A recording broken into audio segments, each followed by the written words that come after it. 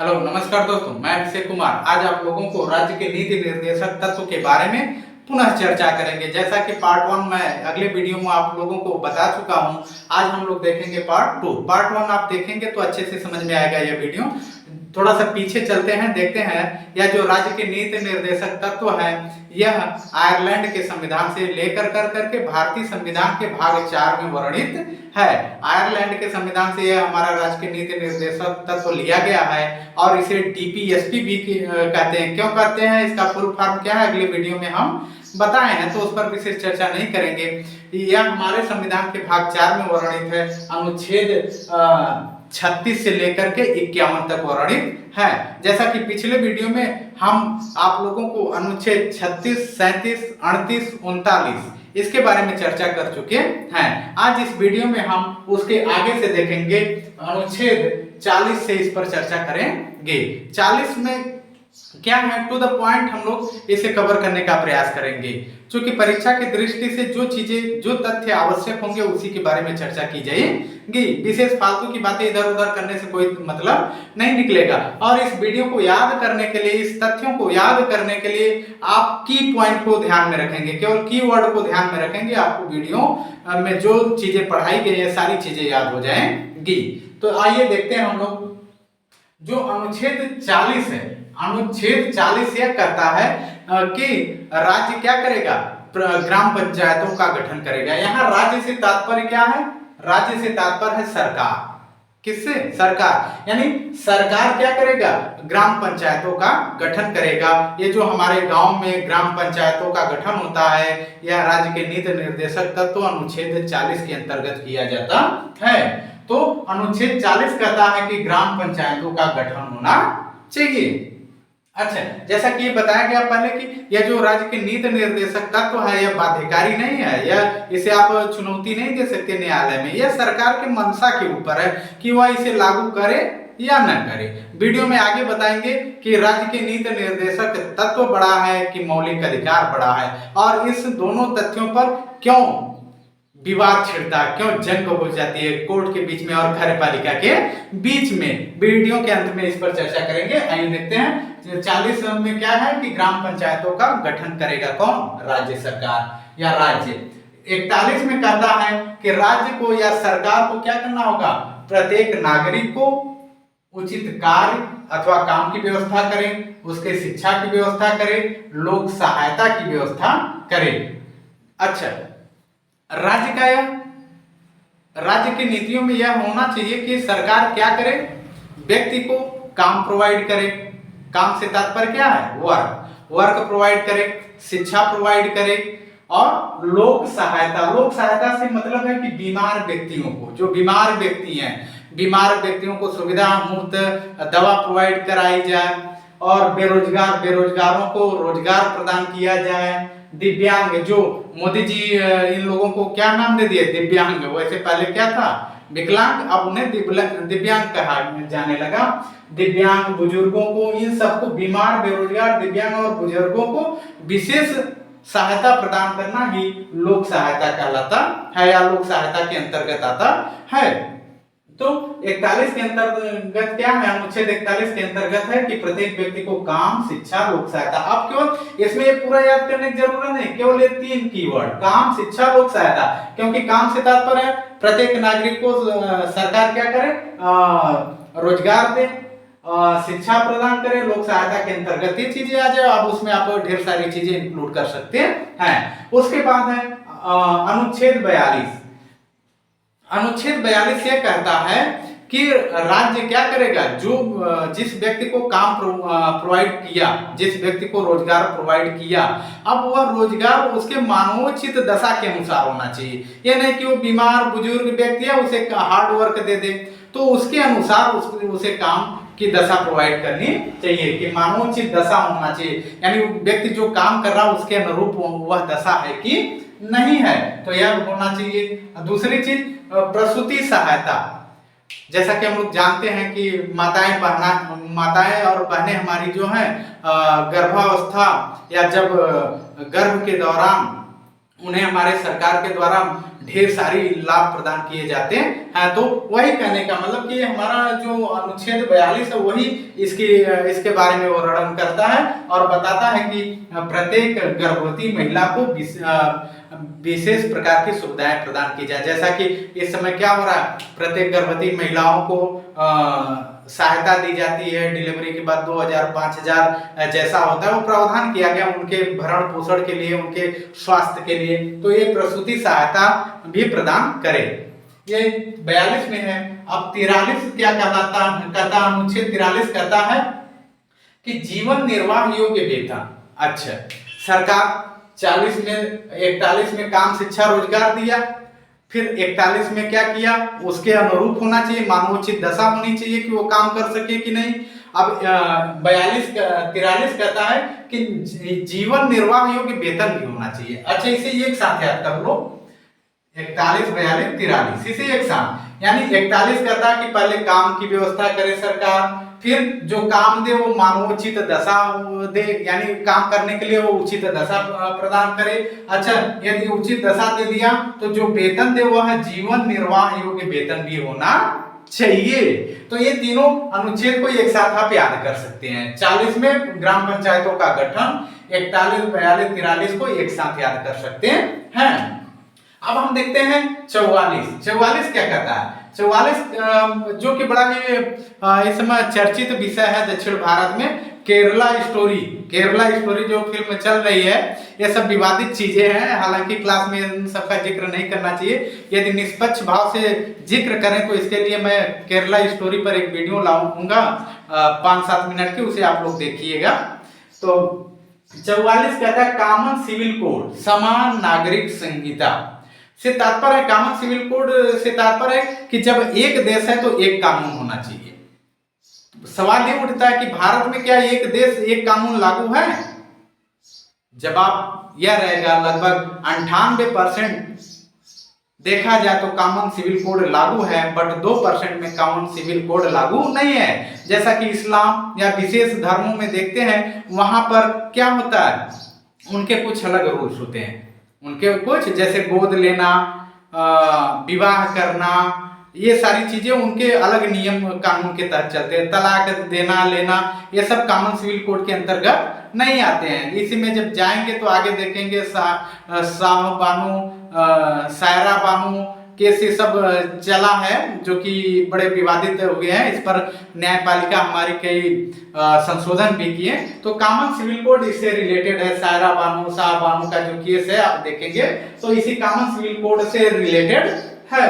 तो common civil code क्या कहता है? कॉमन सिविल कोड कहता है कि यदि एक देश है तो एक कानून होना चाहिए। जैसा कि भारत में 98% मामलों में ऐसा है, बट 2% मामलों में नहीं है। वह 2% क्या है? शादी विवाह के मामलों में, गोद लेने के मामले में, तलाक के मामले में, ये सब मामले में नहीं है मुस्लिम समुदाय में। तो 44वां क्या है? Common civil code. और 45 कहता है कि 6 वर्ष से कम आयु के बच्चों को पूर्व प्राथमिक शिक्षा की व्यवस्था की जाए।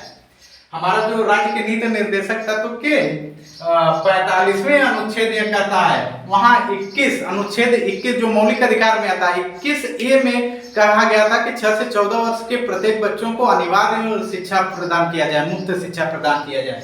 लेकिन यहाँ 45 में क्या कहा गया है कि 6 वर्ष से कम बच्चे को पूर्व प्राथमिक शिक्षा दी जाए। जैसे LKG UKG ये वाला होता है, गदैया बोर्ड कहते हैं हम लोग यूपी बोर्ड में, तो ये इसकी व्यवस्था की जाए। अच्छा, अनुच्छेद 46 कहता है SC ST समाज के दुर्बल वर्ग को शिक्षा की व्यवस्था की जाए। 46वां क्या कहता है कि SC वर्ग के, ST वर्ग के और समाज के जितने दुर्बल वर्ग के व्यक्ति हैं उन सबके शिक्षा की व्यवस्था की जाए। यह कौन कहता है? अनुच्छेद 46 कहता है। अच्छा, 44 क्या कहता है? Common civil code. 45 क्या कहता है? 6 वर्ष से कम आयु के बच्चों को पूर्व प्राथमिक शिक्षा दी जाए। 46 कहता है कि SC ST और समाज के दुर्बल वर्ग को शिक्षा की व्यवस्था की जाए। तो इसे याद कर लिए। अच्छा, 41 42 43 एक साथ याद करेंगे, 44 45 46 एक साथ याद करेंगे, और 40 आप लोग जान ही रहे हैं अच्छा, उसके बाद 47 देखें। 47 कहता है कि प्राथमिक कर्तव्य व मादक पदार्थों पर निषेध। अनुच्छेद 47 कहता है कि प्राथमिक कर्तव्यों का निर्वहन राज्य प्रत्येक नागरिक के प्रति जो उनके प्राथमिक कर्तव्य है उसके प्रति क्या है उसका निर्वहन सही ढंग से करें। यह कौन कहता है? अनुच्छेद 47। कौन कहता है? अनुच्छेद 47 कहता है कि प्राथमिक कर्तव्यों जो सरकार की प्राथमिक ड्यूटीज है उसका ध्यान दें। और मादक पदार्थों पर निषेध, जैसे बिहार में शराबबंदी है ना, बिहार में जो नीतीश सरकार शराब को बंद कर दी है, यह अनुच्छेद 47 के अंतर्गत आता है कि प्रत्येक राज्य सरकार वहां पर मादक पदार्थों पर बैन लगा सकती है। अच्छा, अनुच्छेद 48 कहता है कृषि व पशुपालन में सुधार। देखो ये बहुत बड़ी चीज है कि राज्य सरकार यह नीति बनाए कि कृषि में सुधार हो, पशुपालन में भी सुधार हो, विशेषकर जो गौ हत्या होती है, गाय की हत्या लोग करते हैं, उस पर बैन लगाया जाए।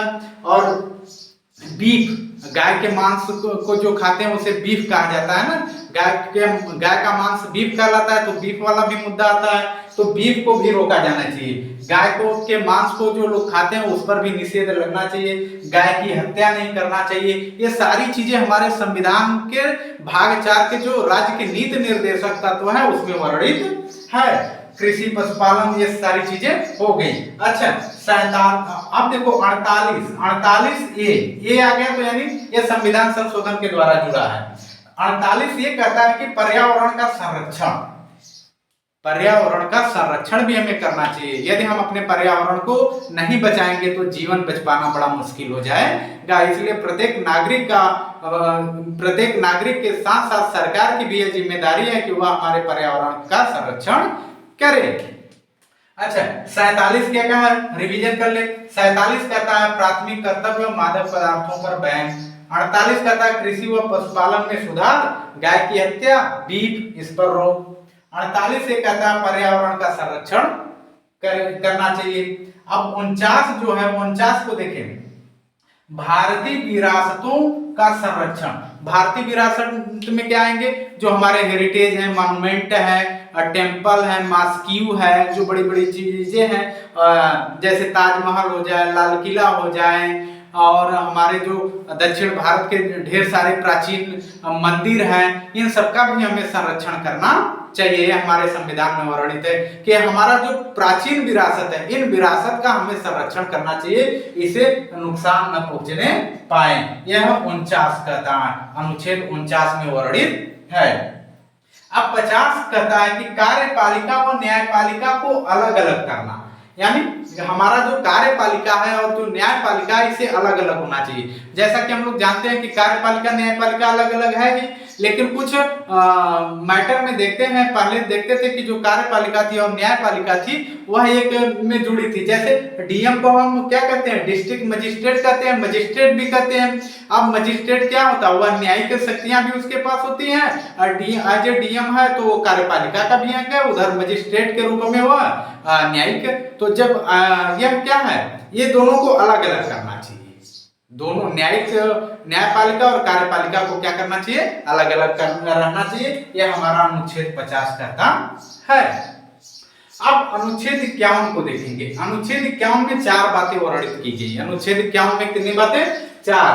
पहला कहा गया है कि भारत अंतरराष्ट्रीय शांति व सुरक्षा को बढ़ावा देगा। भारत क्या करेगा? अंतरराष्ट्रीय शांति व सुरक्षा को बढ़ावा देगा। जैसा कि मोदी जी के कार्यों के द्वारा आप देख रहे हैं कि अंतरराष्ट्रीय शांति व सुरक्षा, जब यहाँ पर रूस और उसके पड़ोसी देश से जो रूस और यूक्रेन से जब विवाद छिड़ गया तो उसमें यूक्रेन क्या कहा? भारत से मदद मांगी कि आप रूस को समझाओ, नहीं तो रूस ससुरा हमें मार डाली। तो जब अंतरराष्ट्रीय मंच पर कोई विवाद होता है तो सब भाग कर आते हैं भारत के पास कि मुझे, पहले क्या होता था? पहले भारत जाता था, लेकिन आज परिस्थितियां बदल गई हैं। बाहरी देश भारत के पास आते हैं, कहते हैं मोदी जी बचाइए बचाइए, झगड़ा बंद करवाइए। हालांकि ये सिर्फ मोदी की वजह से नहीं, कुछ हद तक मोदी की विदेश नीति और उनके कार्य की वजह से भारत चर्चा में आ गया है। अब लोग भारत के पास आ रहे हैं। तो हालांकि ये राजनीतिक विषय हो जाएगा, इस पर हम ज्यादा टिप्पणी नहीं करेंगे। तो भारत अंतरराष्ट्रीय शांति व सुरक्षा को बढ़ावा देगा, जैसा कि भारत करता भी है। दूसरा है, भारत सभी राष्ट्रों के मध्य सम्मानजनक बातों पर कायम रहेगा, यानी भारत सभी देशों के साथ सम्मानजनक तरीके से बिहेव करेगा, और भारत ऐसा करता भी है। पूरे विश्व में देख लीजिए, भारत की छवि अलग है, भारत विश्व गुरु की तरफ अग्रसर हो रहा है। कहीं भी कुछ भी होता है, लोग क्या करते हैं, भारत को सम्मानजनक दृष्टि से देखते हैं। क्यों? क्योंकि भारत सबकी भावनाओं को समझता है। तो इस पर भी भारत सफल है। और न्याय संगत बातों को बढ़ावा देगा। भारत सभी राष्ट्रों के मध्य सम्मानजनक और न्याय संगत बातों को बढ़ावा देगा। तो भारत न्याय संगत बात भी करता है, ये भी नहीं कि गलत देश का साथ दे, यानी जो जैसा उसके साथ भारत करता भी है। इस टॉपिक पर भी भारत लगभग सफल है। अगला पॉइंट है, भारत अंतरराष्ट्रीय संधियों व समझौतों को बढ़ावा देगा। यह भी भारत करता है। भारत अंतरराष्ट्रीय संधि व समझौतों को बढ़ावा देता है, विशेषकर वह विवादों का निपटारा संधियों के माध्यम से ही करता है। विशेष परिस्थिति में कभी कभी पाकिस्तान से युद्ध हो जाता है, वो अलग बात है, लेकिन भारत क्या करता है, अंतरराष्ट्रीय संधियों व समझौतों को भी बढ़ावा देता है। अगला पॉइंट है, अंतरराष्ट्रीय विवादों को मध्यस्थता से सुलझाएगा। इस पर भी भारत क्या है, कायम है कि वो अंतरराष्ट्रीय विवादों को मध्यस्थता से सुलझाने का प्रयास करता है। लेकिन जब न मन बात थुरैबा सब जने क्या करत जीबा, थुरा जीबा। चीन ससुर ना मानत रहला ना, हो गल युद्ध। ये भारत का 4-6 सैनिक उधर के 100 सैनिक के बराबर हो जाते हैं। जब इधर से लठिया जालन तो सारे भागल वहां भगिया कहे कि बचाइए बचाइए मुझे, ठीक है ना। तो ये कुछ ससुरा ऐसे होते हैं कि जो लथियुले के देवता होते हैं, तो उन्हें लात खाना ही अच्छा लगता है। तो भारत के धैर्य का परीक्षा कितना लोगे। भारत भाई भी एक देश है, यहाँ के नागरिक भी वही थोड़ा सा भाई जब तक बर्दाश्त करेंगे, नहीं मानोगे तोड़ाओ ससुर यहाँ से नहीं। तो ये जो 51 है, यह क्या है, विदेश नीति की आधारशिला रखता है। जो अनुच्छेद 51 है, यह भारत के विदेश नीति की बातों पर या विदेश नीति के आधारभूत संरचना को संगठित कर करके प्रस्तुत करता है कि नहीं, भारत अंतरराष्ट्रीय मुद्दों पर ऐसा करेगा। तो हमने आज देखा। अच्छा, एक चीज और मैं बताया था कि अंत में, वीडियो के अंत में मैं बताऊंगा कि मौलिक अधिकार बड़ा है कि मूल कर्तव्य।